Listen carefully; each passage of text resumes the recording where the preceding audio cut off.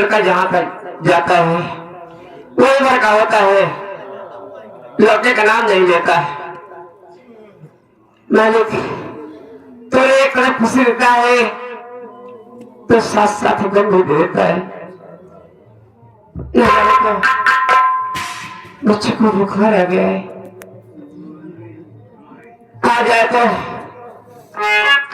भगवान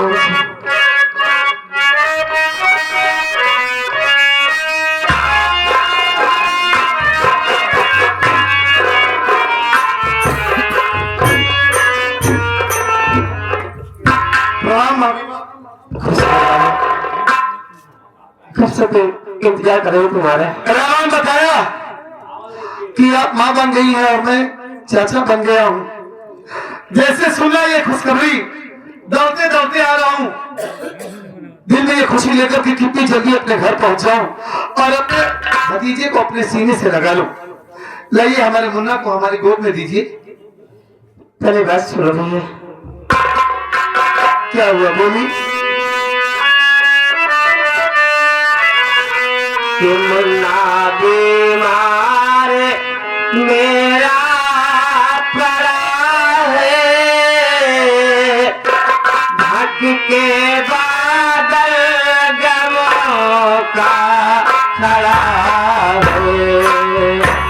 मुन्ना बीमार मेरा पड़ा है, ढक के बादल गमों का खड़ा है।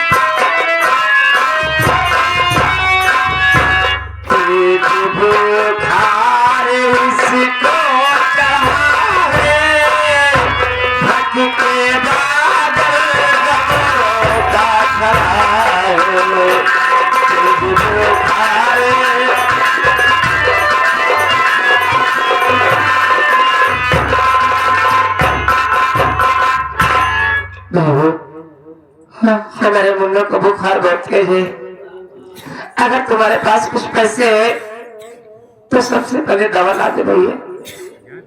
जरूर भाभी माँ, मैं पैसे का इंतजाम करके आया हूँ, लेकिन बड़ी मुसीबत से पैसा आया भाभी माँ। मैं आपसे वादा करके तो चला गया कि जा रहा हूँ अपने दोस्तों के पास, हाँ। वो हमारी मदद जरूर करेंगे, लेकिन वहां पहुंचा तो उनसे पैसा मांगने लगा। घर की परेशानी बताया तो हमें साफ साफ इनकार कर दिए।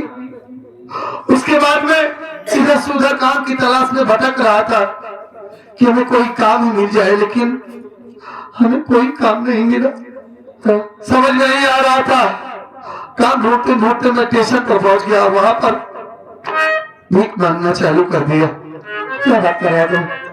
मैं सच कह रहा हूँ भाभी, और इसके अलावा कोई रास्ता नहीं था। हे भगवान, भीख मांग रहा था, तभी हमारी मुलाकात एक नेक वकील साहिबा से हो गई। वकील से?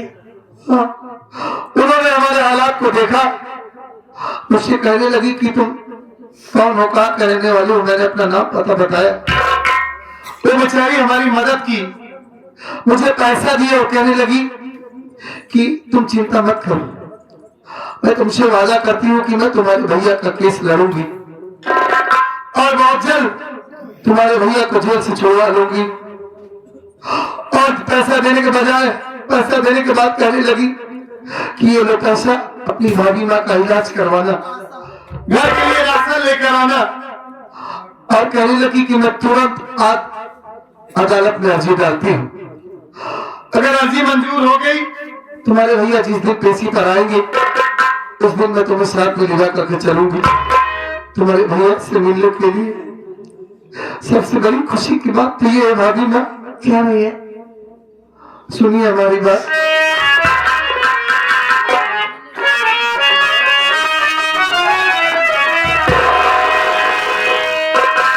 कचहरी आज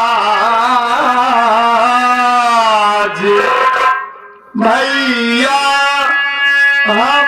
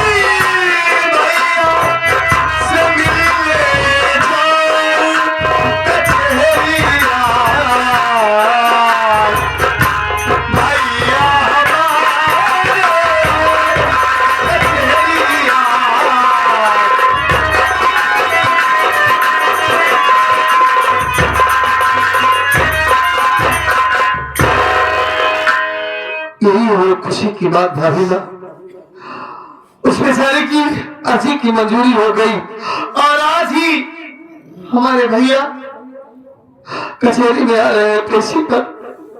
बहुत दिन हो गया है भैया को देखे हुए, आज 8 महीना हो गया भैया को देखे हुए, न जाने किस हाल में होंगे। पहले मैं घर के लिए राशन लाऊंगा, मुन्ने के लिए दवा लेकर आऊंगा, उसके बाद तुरंत अपने भैया से मिलने जाऊंगा भाभी में। एक बात बोलो। बोलिए भाभी। मुझे भी अपने साथ लेकर चलो। आपको?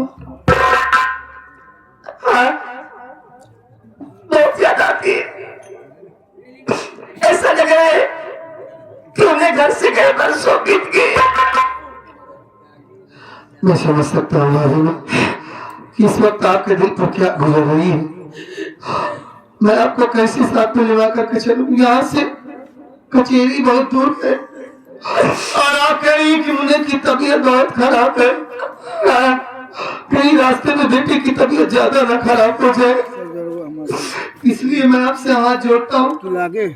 अब इस बार रहने दीजिए, अगली बार भैया जब पेशी पर आएंगे मैं आपको जरूर लेवा करके चलूंगा। आप रहिए, नहीं सब ठीक हो जाएगा, मैं वादा करता हूँ आपसे। भैया को बहुत जल्द जेल से छोड़ा के आपके सामने लाऊंगा। इस घर में फिर से खुशियाँ आएंगी, सब कुछ ठीक हो जाएगा। आप अपना ख्याल रखिएगा, मुन्ने का ख्याल रखिएगा। मैं आ रहा हूँ, दवा और राशन लेके आप जल्दी आना।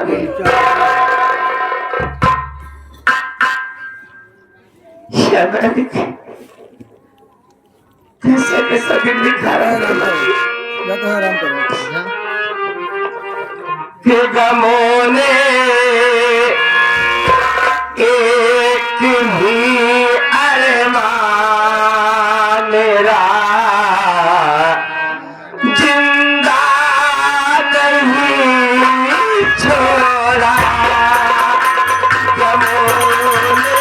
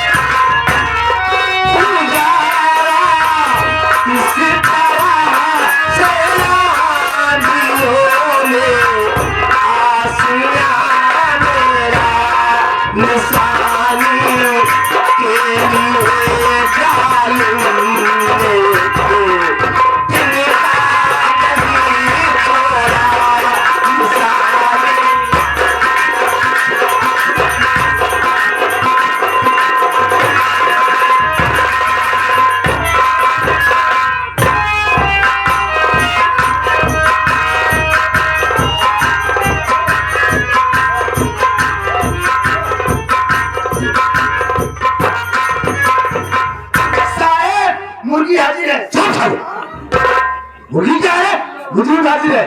हम सोचे उधर उधर परिणाम मुर्गी है। चुप। राम रतन, हाँ साहब।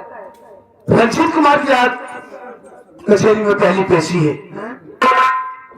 मिलाई की अर्जी भी पड़ी, लेकिन अभी तक इसके घर से इससे मिलने के लिए कोई आया नहीं है। न तो इसके वकील का कोई पता। एक काम करो, वहीं बैठ जाओ, 10 मिनट इंतजार कर लेते हैं, हो सकता है कोई आता ही हो। जी सर, जी सर। बैठ जाओ।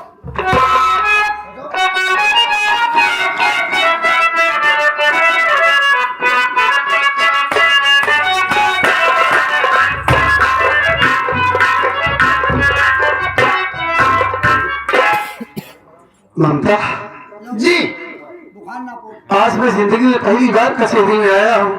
हाँ और यहाँ देख रहा हूँ हर तरफ काले कोट वाले नजर आ रहे हैं, बुखार ना प्यार। और साथ में डॉक्टर भी नजर आ रहे हैं। ऐसा लगता है कि जैसे दुनिया के सारे लोग यहीं पर रहते हैं, इतनी भीड़ यहाँ पर होती है। देखो जी, यह कचहरी है और कचहरी में तो भीड़ भाड़ रहती ही है, और सिवाय काले कोट वाले भी रहते हैं। लेकिन इसमें हमारे भैया नहीं नजर आ रहे हैं, न जाने वो कहाँ है। देखो, आप भैया की चिंता मत कीजिए, आप थोड़ा इंतजार कीजिए, मैं भैया का पता करके बताती हूँ आपको। ठीक है, मैं यहीं बरामदे में रहता हूँ। ठीक है, भैया आ जाए तो हमें बुला लेना। जरूर। हाँ, अरे वो करोगा जी। ममता मैडम, आप नमस्ते। नमस्ते नमस्ते। कहिए। दरोगा जी, मैं आपसे ये कहना चाहती हूँ कि जो रंजीत कुमार के नाम की मिलाई की अर्जी मैं कोर्ट में दर्ज की थी, क्या आप वो हमारे क्लाइंट को साथ लेकर आए हैं? ओह, तो इसका मतलब है मुझे रंजीत कुमार का केस आप ही हैंडल कर रही है? जी हाँ। मैडम जी देखिए, रंजीत कुमार को हमने लगभग 10 मिनट पहले ही कचहरी में पेश कर दिया।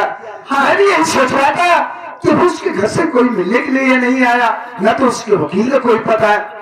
मैडम जी एक बात ये बताइए, क्या उसके घर से मिलने के लिए कोई आया? जी कौन? उनके छोटे भाई आए हैं। कहाँ है वो? ए जी, इधर आइए। ये है दरोगा जी, बात कर लीजिए। नमस्ते साहब। नमस्ते नमस्ते। क्या नाम है तुम्हारा? राजेश नाम है। अच्छा, मैं ये अपने भैया से मिलने आया हूँ। कहाँ है वो सर? Don't worry, relax. जल्दी से मिलवा दीजिए, आपकी बहुत मेहरबानी। हम तुम्हारे भाई से तुम्हारी मुलाकात जरूर करवाएंगे। ठीक है सर। राम रतन, साहेब, रंजीत कुमार को यहाँ लाओ। जाओ तुम्हारे जाओ, साहब तुमको बुला रहे हैं, भाग जाओ, जाओ मेरे साथ, जाओ। अरे अबे क्या हो रहा है?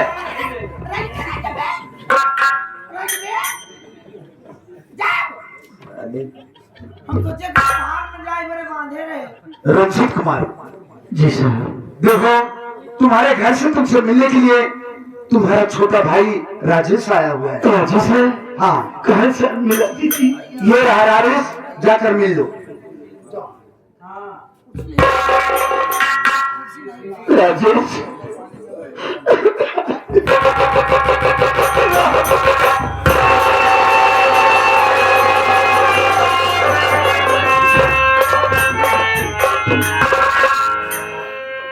ये सब क्या हो गया भाई? हमारे घर की खुशियां सब बर्बाद हो गई। मैं आपका इंतजार इतने दिनों से कर रहा था कि हमारे भैया शहर से आएंगे, हम उनसे ढेर सारी बातें करेंगे, अपनी पढ़ाई के बारे में बताएंगे, लेकिन बहन की वजह से सब कुछ बर्बाद हो गया। आप शहर से तो वापस आए, लेकिन हमसे मुलाकात भी नहीं किए आप भैया। मैं कहता भी तो क्या करता मुन्ना। कैसे हैं आप भैया? मैं तो ठीक हूँ, मेरी बात सुन भैया। बोलिए।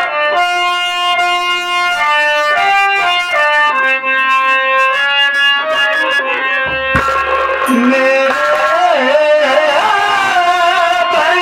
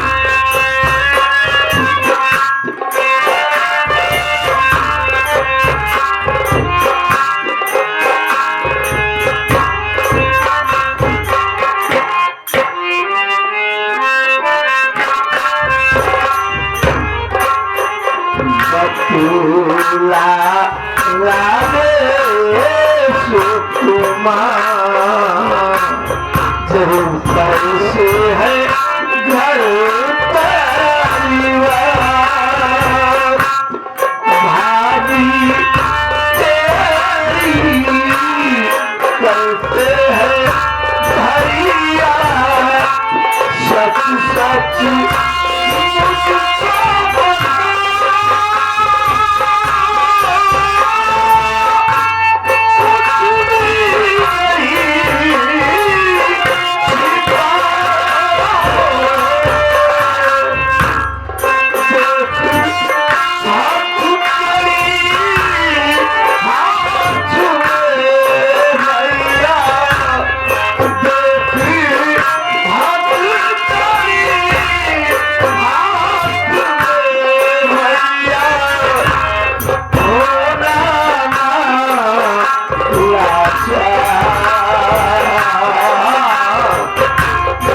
मुझको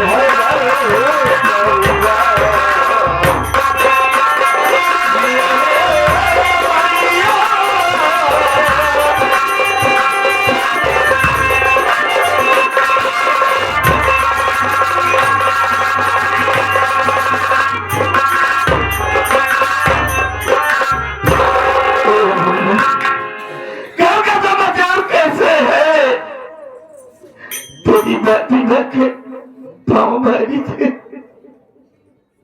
वो कैसी है और तेरी पढ़ाई कैसे चल रही है मुन्ना? बोल भैया, क्या बताऊं भैया से? सुनिए हमारी मैया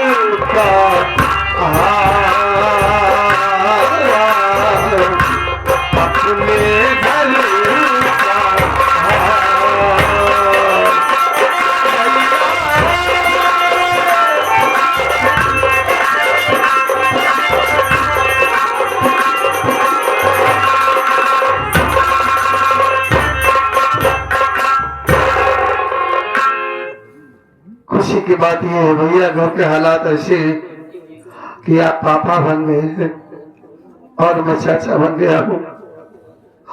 आपके आने के बाद अचानक भाभी माँ की तबीयत खराब हो गई। घर में एक पैसे का सहारा नहीं था भैया। भाभी माँ दर्द से तड़प रही थी। हमारा दिमाग काम नहीं कर रहा था कि मैं क्या करूं, कौन से पैसे का इंतजाम करूं। इंतजाम के लिए मैं अपने दोस्तों के पास गया, ये सोचकर कि ये हमारी मदद करेंगे, लेकिन वो हमारी मदद नहीं किए। फिर सोचा कि इतना बड़ा शहर है बलरामपुर, कहीं ना कहीं हमें कुछ ना कुछ काम जरूर मिल जाएगा। काम की तलाश में मैं अपनी पढ़ाई लिखाई छोड़कर इधर से उधर भटक रहा था। पागलों की तरह परेशान था कि पैसा कहां से मिले, लेकिन हमें कहीं काम भी नहीं मिल रहा था। हमारे समझ में नहीं आया। मैं स्टेशन पर पहुंच गया, वहीं पर भीख मांगना चालू कर दिया। तेरा कैरियर चौपट हो जाएगा भैया, बर्बाद हो जाएगा। ये जिंदगी आपकी देन है भैया। अरे मुझे अच्छी तरीके से मालूम है कि मैं इतना छोटा सा था, तभी हमारे माँ बाप इस दुनिया को छोड़कर चले गए। आपने हमारे लिए क्या कुछ नहीं किया है। कभी आप मुझे किसी चीज की दिक्कत नहीं होने दी। क्या मैं आपके लिए ये भी नहीं कर सकता भैया, जब आप ही नहीं रहेंगे, हमारी भाभी माँ ही नहीं रहेगी, तो मैं किसके लिए पढ़ाई करूंगा भैया। और जब भीख मांग रहा था तभी हमारी मुलाकात एक नेक वकील साहिबा से हो गई। आज उन्हीं वकील साहिबा की देन है जो मैं आप तक पहुंच पाया हूं। वो बेचारी हमें पैसा भी दी, हमारी मदद की, कहने लगी कि तुम चिंता मत करो, मैं तुम्हारे भैया का केस लड़ूंगी। आज उसी के साथ मैं तुम्हारे पास आया हूं भैया। जानते हो हमारा मुन्ना बिल्कुल हूबहू आप जैसा है। जब आपकी याद आती है तो मैं अपने भतीजे को देख लेता हूँ। आज हमारे बेटे को बहुत तेज बुखार था, भाभी अम्मा जिद कर रही थी कि राजेश मैं भी चलूंगी। मैंने कहा नहीं भाभी, यहाँ से कचेरी बहुत दूर है, आप रहने दीजिए। अगली बार भैया पेशी पर आएंगे तो मैं आपको जरूर लिवा करके चलूंगा। भैया क्या करूं, हमेशा भाभी माँ आपके लिए तड़पती रहती है। सब कुछ मेरी बदौलत हुआ है, मेरी बदौलत। नहीं नहीं नहीं भैया, आप ऐसा क्यों सोचते हैं। अरे मुझे तो आप जैसे भाई पर नाज है, आप इतना बड़ा फैसला ले ली। अरे आपकी जगह मैं होता तो मैं भी यही करता। ऐसी बहन को इस दुनिया में जीने का कोई हक नहीं था। आप ही सोचिए अगर वो इस दुनिया में जिंदा होती तो आज हम दोनों भाई किसी को मुंह दिखाने के लायक ना रहते। ऐसी बहन का मर जाना ही ठीक था भैया, आप चिंता मत कीजिए। मैं तो ऊपर वाले से प्रार्थना करता हूँ कि मालिक अगर मुझे दोबारा फिर से इंसान बनाना तो भाई के रूप में मुझे राजेश को आप भी कराइए भैया। बात सुन रही बोली।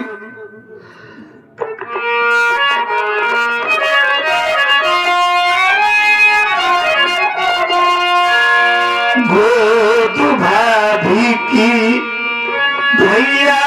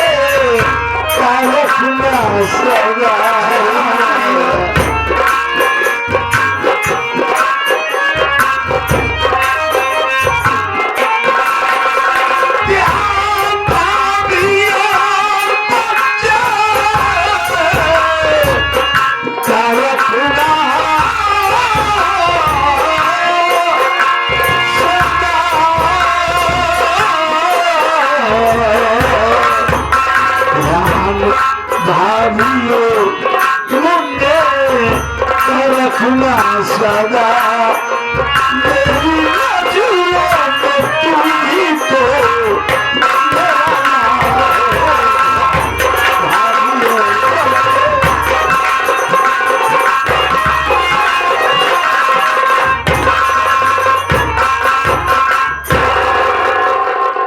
मुन्ना, तेरे ऊपर बहुत बड़ी जिम्मेदारी है।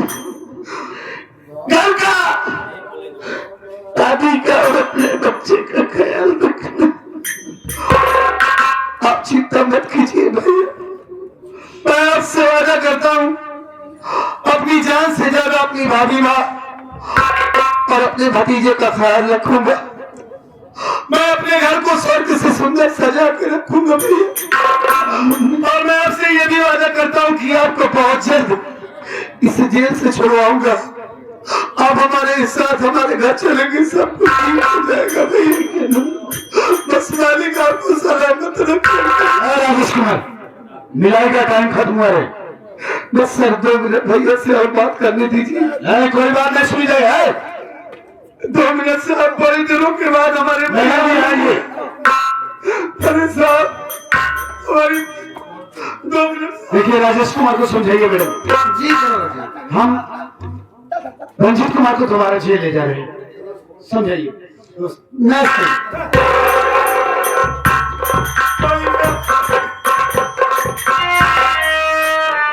देखो जी, आप शांत रहिए और रोइए नहीं, इसलिए कि अब ज्यादा टाइम नहीं है। बस 5-6 पेशी में ही मैं भैया को जल्द से जल्द रिहा करवा लूंगी। मुझे तुम्हारे ऊपर पूरा भरोसा है ममता। मालिक तुम्हें सलामत रखिए। मैं जानता हूँ कि तुम मेरे भैया को बहुत जल्द छुड़वा लोगी। आज ये तुम्हारा एहसान है ममता कि तुम्हारी वजह से मैं अपने भैया से मिल पाया। आप ये कैसी बात कर रहे हो? अगर तुम न होती तो मैं अपने भैया से कैसे मिल पाता? मैं एहसान थोड़ी न कर रही हूँ। क्या मेरा इतना भी फर्ज नहीं बनता है कि मैं आपके लिए या अपने घर के लिए कुछ न कुछ करूं? अरे नहीं पगली, क्यों नहीं। सच में तुम एक लक्ष्मी हो। मालिक सबको ऐसी पत्नी दे जैसी तुम हो। ए जी, लेकिन मैं आपसे एक बात कहना चाहती हूँ। मैं आपसे ये कहना चाहती हूँ कि अब आप अपना ये भेष चेंज कर लीजिए। अच्छा नहीं लग रहा है? क्यों? अब भी भीख मांगने की जरूरत है क्या? मन कर रहा हो तो बताओ। अरे नहीं पगली, मैं कोई भिखारी थोड़ी ना हूँ। ये तो घर के हालात ने हमें भिखारी बना दिया जो मैं भीख मांग रहा था। वो तो मैं खुद जान रही हूँ, इसीलिए तो कह रही हूँ कि आप अपना भेष चेंज कर लीजिए। अरे मैं तुमसे वादा करता हूँ ममता कि पैसे का कुछ इंतजाम करके मैं अपने लिए एक जोड़ा ढंग का कपड़ा ले लूंगा। बस। क्या आपके पास पैसा नहीं है? नहीं, जो तुम पैसा दी थी वो सब दवा में और राशन में ही खर्च हो गया। अरे तो जब आपके पास पैसा नहीं था तो आप मुझसे कह देते। नहीं, मैं आपको और पैसा दे देती। तुम चिंता मत करो उस्ताद, सच कह रहे हैं। घर में एक बकरी है तो ठीक, मैं उससे बेच दूंगा, पैसा तो जरूर आ जाए। देखो जी, बकरी मत बेचिए, मैं आपको पैसा दे रही हूँ, ठीक है? अरे पगली, तुम्हारे पास पैसा इस वक्त कहाँ होगा? मेरे पास पैसा बहुत है। अच्छा हाँ, पैसे की कमी नहीं, आप चिंता क्यों करते हैं? ये लीजिए। आप सुनिए, अगर और पैसे की जरूरत पड़ेगी तो आप मेरे घर पर चले आना, मैं आपको वहाँ पर और पैसा दे दूंगी, ठीक है? ठीक है, मैं तुम्हारे घर आऊंगा। वैसे तुम बात जितना प्यार से करती हो लेकिन तुम्हारी हरकतें कुछ अजीब हैं। अच्छा, सच में ममता, अगर तुम ना होती तो मैं तो टूटकर बिखर जाता। नहीं, मैं आपको बिखरने नहीं दूंगी। चंदन सा बदन, चंचल चितवन, धीरे से तेरा ये मुस्कान। चंदन सा बदन, चंचल चितवन, धीरे से तेरा ये मुस्कान। मुझे तो आसरा देना जगवानो, मुझे तो आसरा देना जगवानो, हो जाओ मैं दीवाना। चंदन सा बदन, चंचल चितवन, धीरे से तेरा ये मुस्कान।